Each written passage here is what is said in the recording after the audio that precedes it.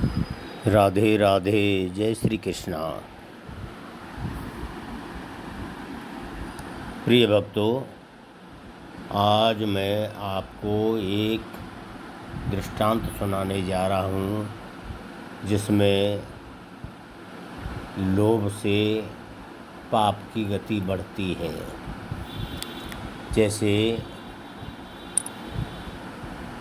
कि एक घर से एक ब्राह्मण निकला भूखा, तो एक सेठ जी के पास पहुंचा। वहां जा कर के सेठ जी से कहा कि भाई सेठ जी, मैं कई दिन से भूखा हूँ, मुझे खाना खिला दो। सेठ ने कहा कि भाई मेरे पास टाइम नहीं है, मेरे पास कितने ग्राहक हैं, आगे बढ़ जाओ यहाँ से। आगे कोई दूसरा सेठ देख रहा था, उसने हाथ का झला दे के बुलाया और कहा, महाराज क्या बात है? अरे मैं 3-4 दिन से भूखा हूँ, मुझे खाना मिल जाए तो प्राण बच जाए मेरे। सेठ ने कहा कि मेरे पास कोई ग्राहक तो है नहीं, इससे तो मैं ये पुण्य कमा लूँ यही बहुत है। तो वहाँ से जो है वो बोला कि चलो महाराज घर पर चलो, मैं खाना खिलाऊँगा। ब्राह्मण को घर ले आया सेठ। घर आकर के सेठानी से कहा कि सेठानी, ब्राह्मण देव आए हैं, इनको खाना खिलाओ भाई। सेठानी ने थोड़ी देर में 1-2 सब्जी बनाई और सब बढ़िया बढ़िया गरम गरम खाना बनाया और से ब्राह्मण देव को खिलाया। अब ब्राह्मण देव कई दिन से भूखे थे, खाते खाते जाप आया और वो गिर गए, ख़त्म हो गए। सेठानी बोली सेठ से कि लाला ये क्या हुआ? तुम तो पुण्य का काम करने आए थे, यहाँ तो पाप की गति बढ़ गई। अगर पता चला किसी को तो हमें सब परिवार को जेल खाने में जाना पड़ेगा। सेठ ने कहा कि अब कुछ मत कहे, ताला बंद करो और चल दुकान पर चलते हैं। वो वहाँ से ताला बंद किया और दुकान पर चल दिए। रात हुई, 10 बजे करीब आए घर पे और आकर के ताला खोला, लाइट जलाई अंदर घर के, तो देखा तो वो ब्राह्मण जो मृतक पड़े थे वो सोने की पिंडी में बदल गए, सुवर्ण की मूर्ति बन गई वो। सेठ जी बोले कि सेठानी, ये तो लक्ष्मी आई है हमारे पास ब्राह्मण देव के रूप में। कहाँ ठीक कह रहे हो। अब तो क्या करे कि दूसरे दिन सेठ जी फिर गए बाहर, एक ब्राह्मण को न्योता दे के आए। फिर उसको खाना खिलाते खिलाते इतना खाना खिलाया कि ब्राह्मण देव कहें कि बस पेट भर गया भाई। सेठ जी कहेंगे नहीं ये तो खाना पड़ेगा, कि भाई मेरे बस का नहीं है कि नहीं ये तो खाना पड़ेगा। इतना खिलाया कि वो भी वहाँ ख़त्म हो गई खाते खाते। ताला बंद किया, दुकान पर पहुँच गए। ऐसे ही 4-5-6 दिन 10 दिन ऐसे ही निकल गए। रोज़ाना एक ब्राह्मण को लाएं और खाना खिलाएं और ख़त्म कर दें। और वो रात को आएं और घर में जो है देखें और उस पिंडी को उठाएं। हर कमरा में 2-2 4-4 मूर्ति सोने की खड़ी हैं। एक दिन क्या होता है, कुछ लोग विचार करने लगे कि भाई ये वो पंडित जी जो थे वो हमने नहीं देखे हैं।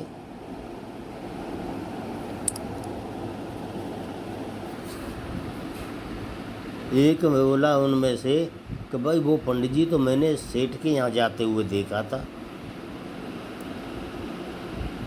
एक बोला कि वो पंडित जी भी मैंने एक दिन इस ब्राह्मण के यहाँ जाते हुए, सेठ जी के यहाँ जाते हुए देखा था, और उस दिन से वो ब्राह्मण देव भी नहीं दिखे हमें। कि भाई ये सेठ मार तो नहीं देता है। तो 2-4 आदमी इकट्ठे होके और उसके पीछे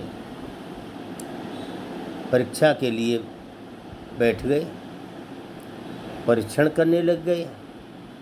तो देखते देखते क्या हुआ कि एक ब्राह्मण को ले आए, खाना खिलाया, थोड़ी देर में ताला बंद किया, सेठ सेठानी वहाँ से चल दिए।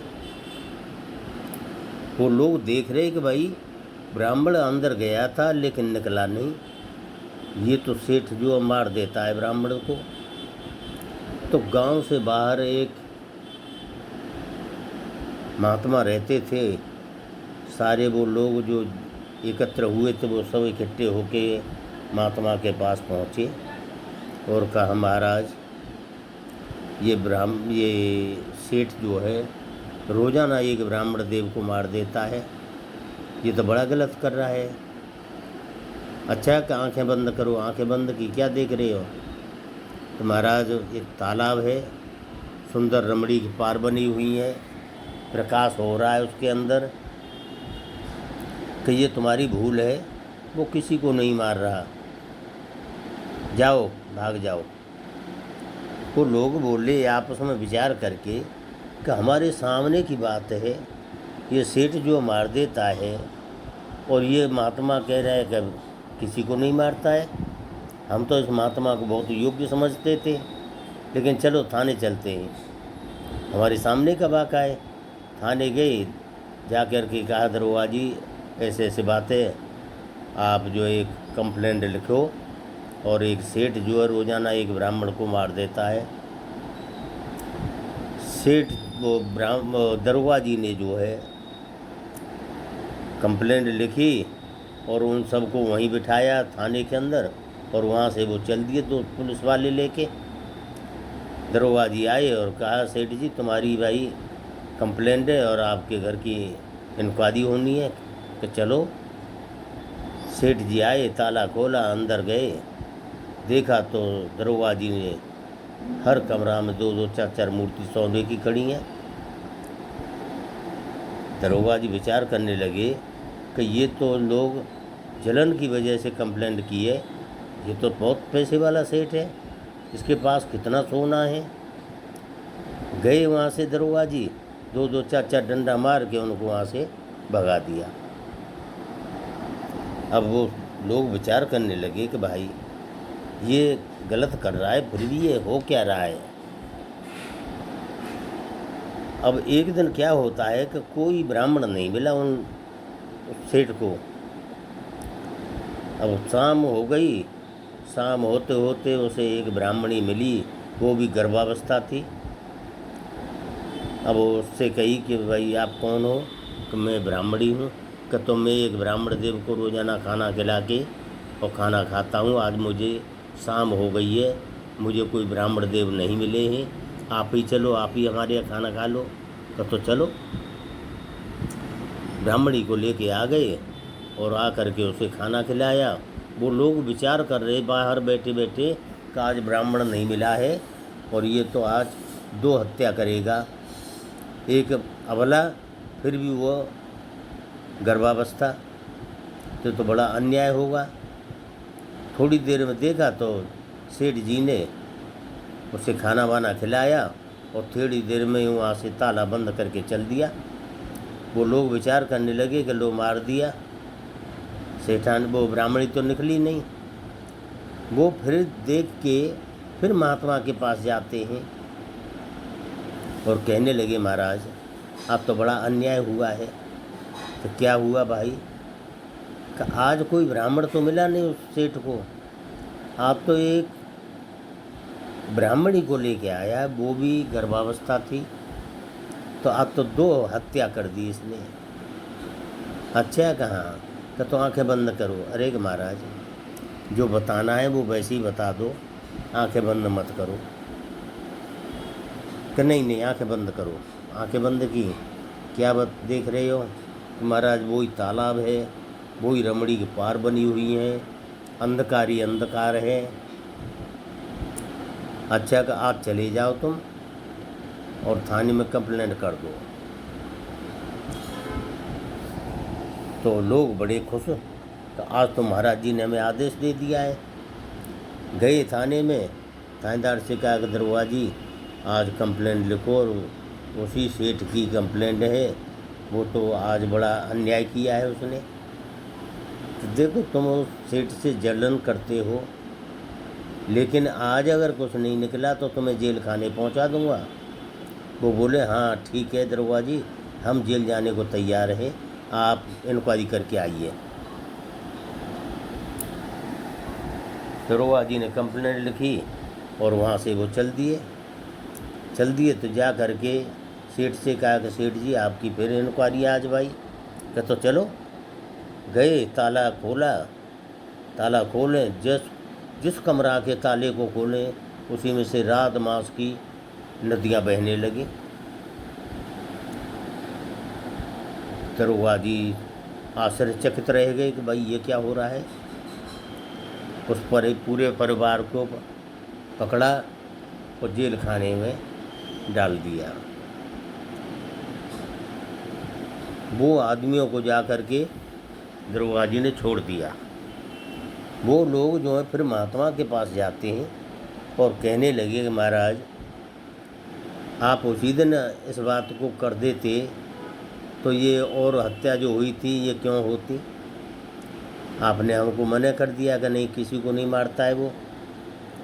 कि देखो भाई ऐसा है, आपसे मैंने आंखें बंद करा के पूछा तो आपने कहा था कि बड़ा सुंदर तालाब है, रमणी के पार बनी हुई हैं, उजाला ही उजाला प्रकाश हो रहा है। तो वो जो प्रकाश हो रहा था वो उसके पुण्यों का प्रकाश था। वो कितना भी गलत कर रहा था वो ही उसके लिए मिट्टी पकड़ रहा, सोना बन रहा था।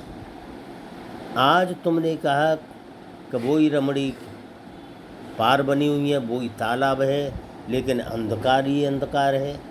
तो मैंने विचार कर लिया कि उसके पुण्य खत्म हो गए, पुण्य का प्रकाश जो था वो खत्म हो गया और अंधकार में बदल गया है। तो मैंने आपको आज्ञा दे दी कि जाओ आज कंप्लेंट कर दो। तो कहने का मतलब ये है कि ये जो उसके पुण्य थे, उस पुण्यों के प्रभाव से आदमी खत्म हो जाता, वो ही सोने की पिंडी में परिवर्तित हो जाता।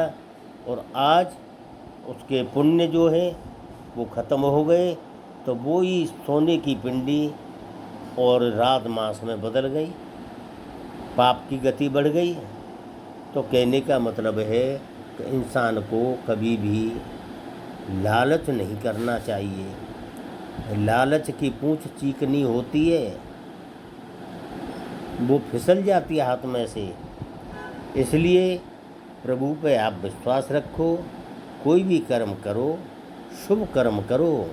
अगर आप गलत कर्म करते हैं और फिर भी आप उन्नतशील मार्ग पे चल रहे हैं तो आप सोच लो कि आपका बुरा वक्त आने वाला है।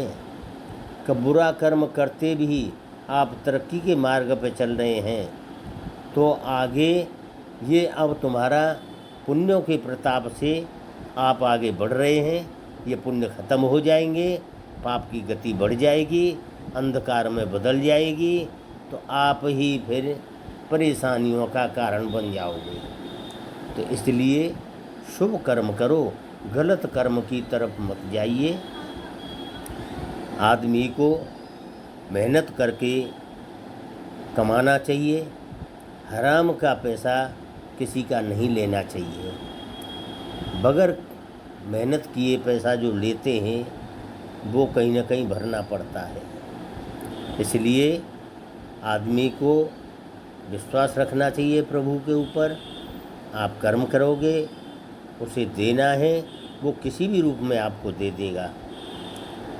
बोलो श्री राधे राधे, जय श्री कृष्ण।